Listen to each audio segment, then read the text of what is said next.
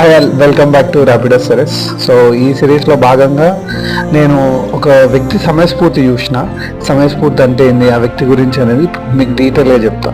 So బేసిక్గా నేను Uppal metro station దగ్గర వెయిట్ చేస్తుండే. సో ఎవరైనా ఆర్డర్స్ వస్తాయేమో అని చెప్పి ఒక పర్సన్ నా దగ్గరికి వచ్చి నేను సో లొకేషన్ పోవాలి, మీరు కొంచెం డ్రాప్ చేస్తారా అని అడిగి, నేను అన్న అదేంటి దాంట్లో మీరు దాంట్లో బుక్ చేసుకుంటే వస్తారు కదా అని అంటే ఆయన అన్నాడు, లైక్ నేను ఎంత బుక్ చేసినా చాలాసేపు అయింది, ఒక్కరు కూడా దీన్ని పిక్ చేస్తలేరు, అందుకే బెటర్ వే నేనే అప్రోచ్ అయితే బాగుంటుంది కదా అని చెప్పి నేనే మీ దగ్గరకు వచ్చి అడుగుతున్నా, మీరేమంటారు దానికన్నా.